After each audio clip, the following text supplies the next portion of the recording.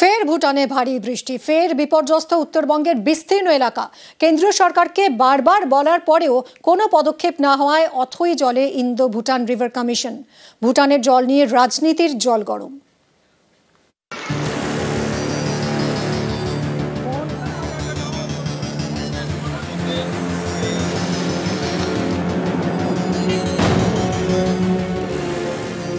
তোরসা নদীর খুব ভয়াবহ অবস্থা। আমার এই বয়সে আজ অবধি আমরা এই জল দেখিনি, এরকম জল দেখিনি। উত্তাল অবস্থা নদীর, বিপদসীমার উপর দিয়ে বয়ে যাচ্ছে জল। আরও যদি বৃষ্টি হয় ভগবান জানে কি হবে, বাড়িঘরগুলোর কি হবে, তোরসার পাড়ের মানুষগুলোর কি হবে। উত্তরবঙ্গে বৃষ্টি, ভুটান পাহাড়েও বৃষ্টি। ভুটানের জল ঢুকছে রাজ্যে, ফুঁসছে একাধিক নদী, ভেসে গিয়েছে উত্তরবঙ্গের বিস্তীর্ণ এলাকা। হুহু করে নদীর জল ঢুকছে গ্রামে, বাড়িতে। দুর্যোগে দুর্ভোগ চরমে। এই প্রথম নয়, এর আগেও ভুটানের বৃষ্টিতে ভুগতে হয়েছে পশ্চিমবঙ্গকে। ভেসে গেছে উত্তরবঙ্গের একাধিক জেলা। উত্তরবঙ্গকে বাঁচাতে ইন্দো ভুটান রিভার কমিশন চায় রাজ্য। গত বছর নীতি আয়োগের বৈঠকে তা নিয়ে সরব হন মুখ্যমন্ত্রী মমতা বন্দ্যোপাধ্যায়। এ নিয়ে কেন্দ্রকে বেশ কয়েকবার রাজ্য চিঠি পাঠিয়েছে বলে দাবি। ইন্দো ভুটান রিভার কমিশন করার কথা বলেছি অন রেকর্ড, কারণ ভুটানের যে জল আসে সেই জলে আমাদের নর্থ বেঙ্গল, আলিপুরদুয়ার, জলপাইগুড়ি বিশেষ করে অনেকটাই ডুবে যায় প্রতি বছর। Flood affected area. আমার রিটেন স্পিচে এগুলো দেওয়া আছে, ভুটানেরটা দেওয়া ছিল না, তাই আমি বলেছি একটা ইন্দো ভুটান বাংলার এই ব্যাপারটা নিয়ে নর্থ বেঙ্গলের একটা হওয়া উচিত। 29 July 2024 Indo Bhutan river commission তৈরির প্রস্তাব পাশ হয় এ রাজ্যের বিধানসভায়। 11 আগস্ট 2025 রাজ্যসভায় প্রশ্ন তোলেন তৃণমূল সাংসদ ঋতব্রত বন্দ্যোপাধ্যায়।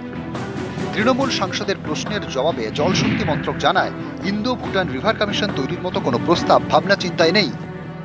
জলশক্তি মন্ত্রকের কাছে প্রশ্ন করেছিলাম যে ইন্দো ভুটান রিভার কমিশন করবার কোনো পরিকল্পনা কেন্দ্রীয় সরকারের আছে কিনা। ঔদ্ধত্যপূর্ণভাবে কেন্দ্রীয় সরকার বলে দিয়েছেন যে না, নেই। এই যে ভুটানে বৃষ্টি হচ্ছে, এই নদীগুলোর জল আমাদের বনাঞ্চল, আমাদের চা বাগান, আমাদের মানুষের বসতি প্লাবিত করে দিচ্ছে। ওরা চোখ বন্ধ করে রয়েছেন।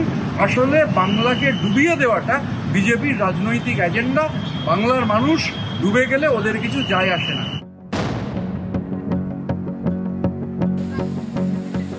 ভারতের প্রতিবেশী দেশ ভুটান। ভুটান থেকে একাধিক নদী এসে ঢুকেছে জলপাইগুড়ি ও আলিপুরদুয়ারে। জলপাইগুড়ি দিয়ে বয়ে গিয়েছে জলঢাকা, ডায়না, সুকৃতি ও রেতির মতো নদী। অন্যদিকে আলিপুরদুয়ারের ওপর দিয়ে গিয়েছে তোরসা, রায়ডাক, শঙ্কোষ, কালজানি।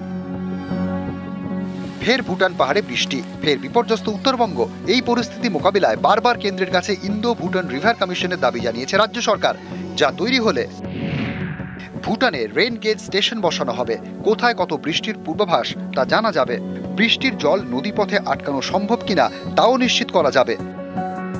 ভুটান পাহাড় থেকে সমানে জল ছাড়ছে। আলিপুরদুয়ারে মাত্র 37 মিলিমিটার বৃষ্টিপাত। আর ভুটান পাহাড়ে বৃষ্টিপাতের ফলে আমাদের এই গোটা শালকুমার 1-2 এলাকা একদম প্লাবিত হয়ে গেছে। অনেক মানুষ আটকে পড়েছে। এই ভুটানের নদীকে শাসন করতে হলে একটা কমিশন দরকার, একটা ভারত ভুটান যৌথ নদী কমিশন দরকার। ভুটান একটা আন্তর্জাতিক দেশ, সেই দেশের নদীর জল আমাদেরকে বারবার এরকম ভাসিয়ে দেবে, আমরা আগে থেকে কিছু জানতে পারবো না। এটাই আমাদের কাছে খুব অভাব ব্যাপার।